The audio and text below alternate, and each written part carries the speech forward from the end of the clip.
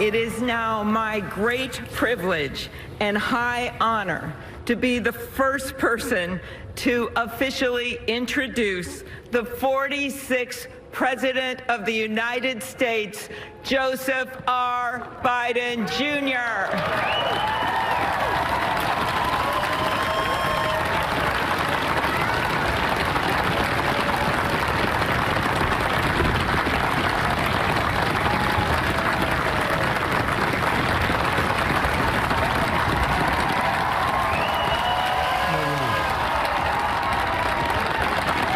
Chief Justice Roberts, Vice President Harris, Speaker Pelosi, Leader Schumer, Leader McConnell, Vice President Pence, and my distinguished guests, my fellow Americans. This is America's day. This is democracy's day, a day of history and hope, of renewal and resolve. Through a crucible for the ages, America has been tested anew, and America has risen to the challenge. Today, we celebrate the triumph not of a candidate, but of a cause, the cause of democracy. The people, the will of the people has been heard, and the will of the people has been heeded. We've learned again that democracy is precious. Democracy is fragile. And at this hour, my friends, democracy has prevailed. So now, on this hallowed ground where just a few days ago, violence sought to shake the Capitol's very foundation, we come together as one nation, under God, indivisible, to carry out the peaceful transfer of power as we have for more than 2 centuries. As we look ahead in our uniquely American way, restless, bold, optimistic, and set our sights on the nation we know we can be and we must be. I thank my predecessors of both parties for their presence here today. I thank them from the bottom of my heart. And I know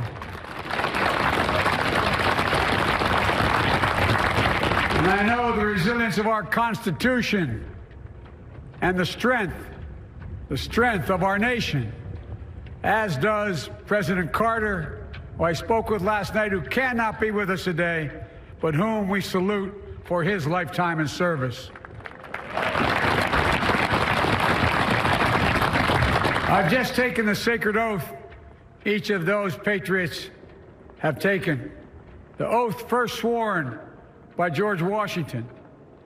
But the American story depends not on any one of us, not on some of us, but on all of us, on we, the people, who seek a more perfect union. This is a great nation. We are good people. And over the centuries, through storm and strife, in peace and in war, we've come so far. But we still have far to go. We'll press forward with speed and urgency, for we have much to do in this winter of peril and significant possibilities. Much to repair, much to restore, much to heal, much to build, and much to gain.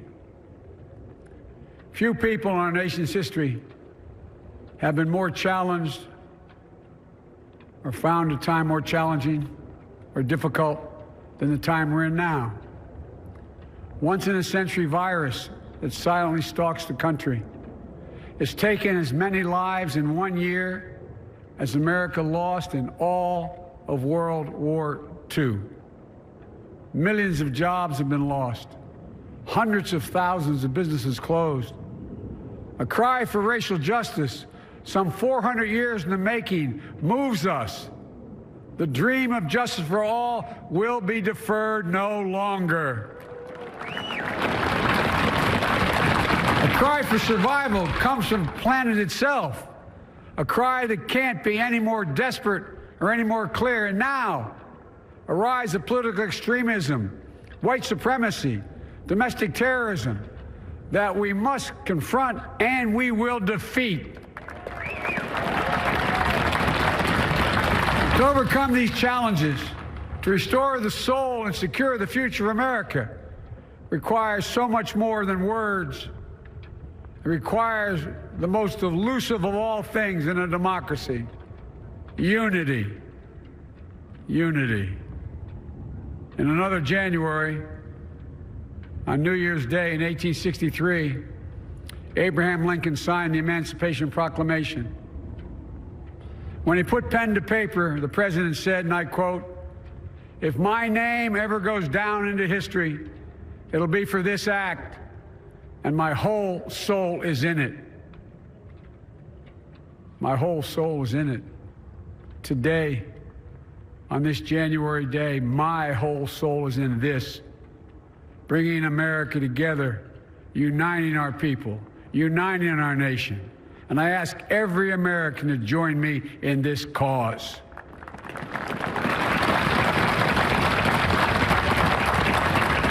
Uniting to fight the foes we face: anger, resentment and hatred, extremism, lawlessness, violence, disease, joblessness, and hopelessness.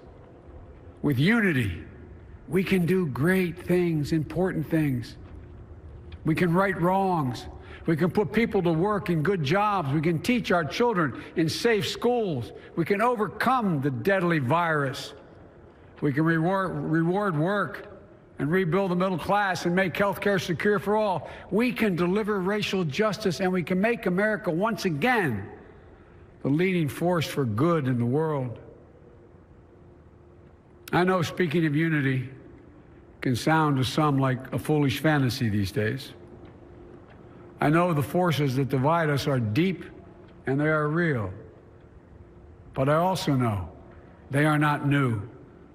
Our history has been a constant struggle between the American ideal that we're all are created equal and the harsh, ugly reality that racism, nativism, fear, demonization have long torn us apart. The battle is perennial, and victory is never assured. Through Civil War, the Great Depression, World War, 9/11, through struggle, sacrifice, and setbacks, our better angels have always prevailed. In each of these moments, enough of us have come together to carry all of us forward. And we can do that now. History, faith, and reason show the way of unity. We can see each other not as adversaries, but as neighbors. We can treat each other with dignity and respect. We can join forces, stop the shouting, and lower the temperature. For without unity, there is no peace, only bitterness and fury. No progress, only exhausting outrage. No nation, only a state of chaos. This is our historic moment of crisis and challenge, and unity is the path forward. And we must meet this moment as the United States of America. If we do that, I guarantee you we will not fail. We have never, ever, ever, ever failed in America when we've acted together. And so today, at this time, in this place, let's start afresh, all of us. Let's begin to listen to one another again, hear one another, see one another, show respect to one another. Politics doesn't have to be a raging fire, destroying everything in its path. Every disagreement doesn't have to be a cause for total war. And we must reject the culture in which facts themselves are manipulated and even manufactured.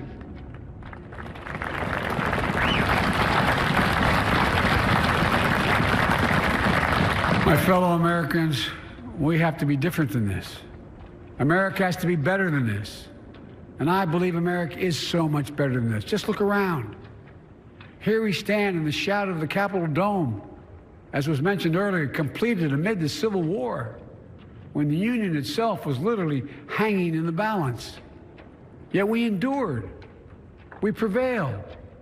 Here we stand, looking out on the great mall where Dr. King spoke of his dream.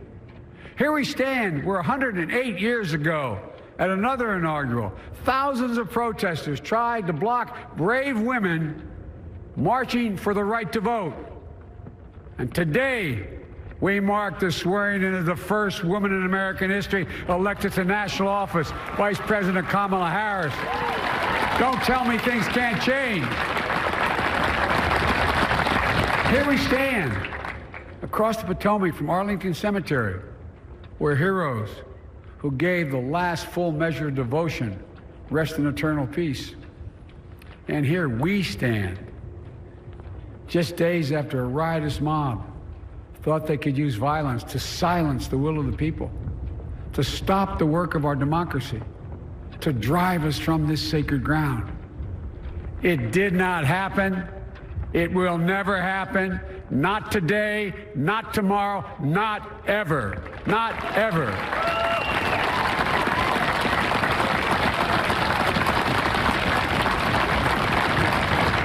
To all those who supported our campaign, I'm humbled by the faith you've placed in us. To all those who did not support us, let me say this. Hear me out as we move forward. Take a measure of me and my heart. And if you still disagree, so be it. That's democracy. That's America.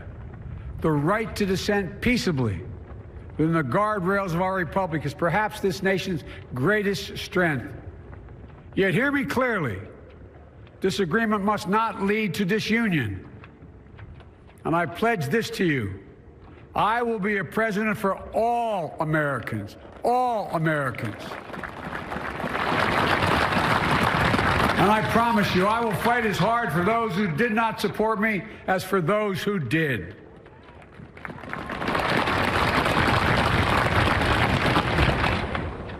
Many centuries ago, St. Augustine, a saint of my church, wrote that a people was a multitude defined by the common objects of their love.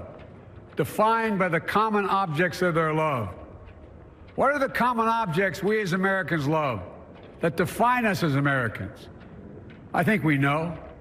Opportunity, security, liberty, dignity, respect, honor, and yes, the truth. Recent weeks and months have taught us a painful lesson. There is truth and there are lies. Lies told for power and for profit. And each of us has a duty and a responsibility as citizens, as Americans, and especially as leaders.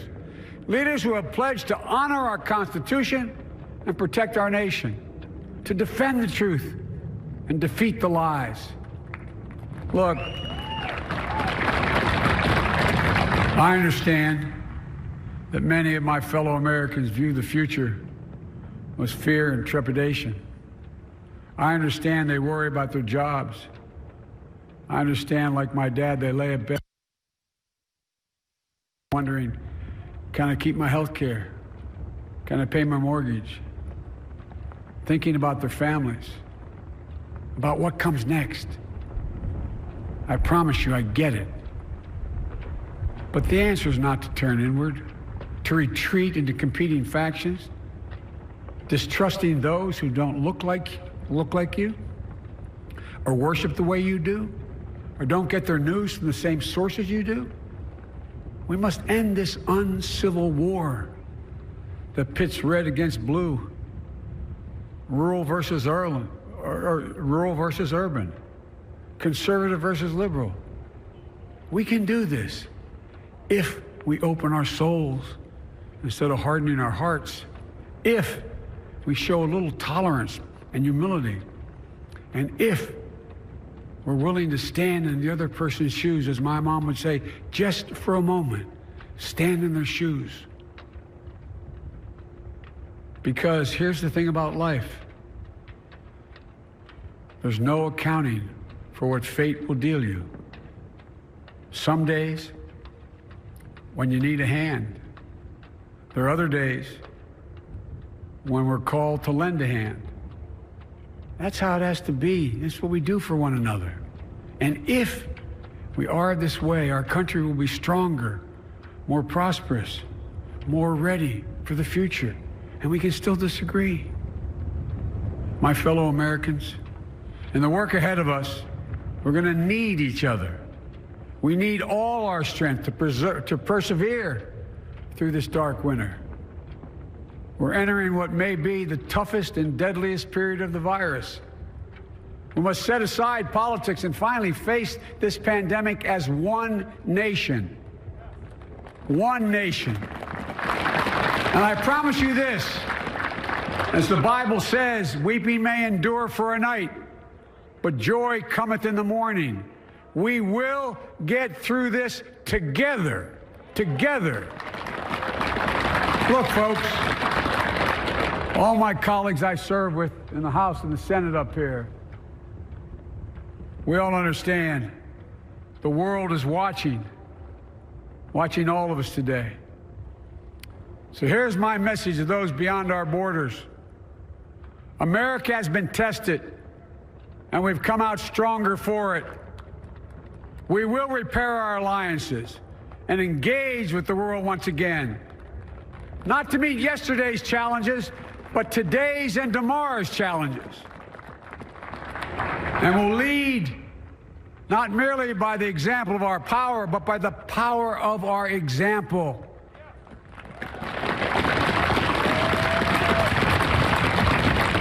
We'll be a strong and trusted partner for peace, progress, and security. Look, you all know we've been through so much in this nation. And my first act as president, I'd like to ask you to join me in a moment of silent prayer. Remember all those who we lost in this past year to the pandemic. Those 400,000 fellow Americans, moms, dads, husbands, wives, sons, daughters, friends, neighbors, and co-workers. We'll honor them by becoming the people and the nation we know we can and should be. So I ask you, let's say a silent prayer for those who've lost their lives and those left behind, and for our country.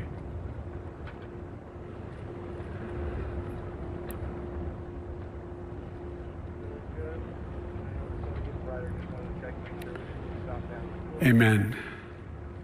Folks, this is a time of testing.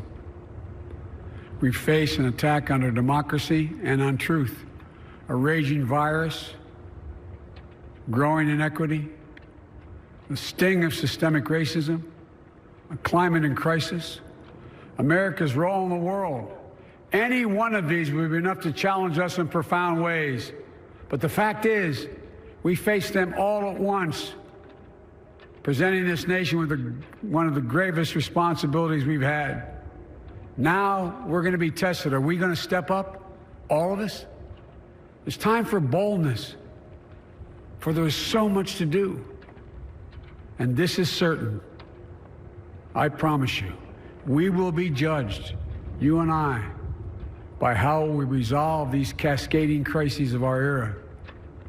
We will rise to the occasion is the question. Will we master this rare and difficult hour? Will we meet our obligations and pass along a new and better world to our children? I believe we must. I'm sure you do as well. I believe we will. And when we do, we'll write the next great chapter in the history of the United States of America, the American story. A story that might sound something like a song that means a lot to me. It's called American Anthem. There's one verse that stands out, at least for me, and it goes like this. The work and prayers of century have brought us to this day. What shall be our legacy? What will our children say? Let me know in my heart when my days are through. America, America, I gave my best to you. Let's us add our own work and prayers to the unfolding story of our great nation. If we do this, Then, when our days are through, our children and our children's children will say of us, they gave their best, they did their duty, they healed a broken land. My fellow Americans, I close the day where I began, with the sacred oath. Before God and all of you, I give you my word.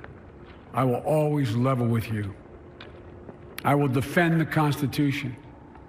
I'll defend our democracy. I'll defend America. And I'll give all of you, keep everything I do in your service, thinking not of power, but of possibilities, not of personal interest, but the public good. And together, we shall write an American story of hope, not fear, of unity, not division, of light, not darkness, a story of decency and dignity, love and healing, greatness and goodness. May this be the story that guides us, the story that inspires us, and the story that tells ages yet to come that we answered the call of history. We met the moment. Democracy and hope, truth and justice did not die on our watch but thrived.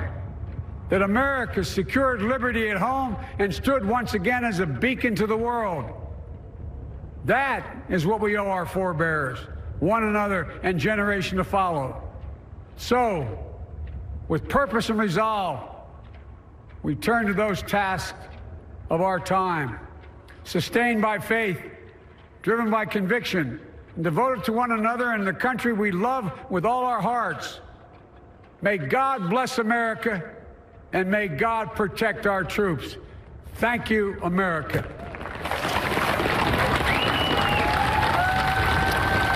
The inaugural address of Joseph Robinette Biden, now 46th President of the United States. Powerful, personal, emotional at times, delivered with command. The new president called Americans to empathy and action. He noted those events of 2 weeks ago, the siege of the Capitol, noted that our democracy is fragile, is precious, but it has prevailed. Ladies and gentlemen, please be seated.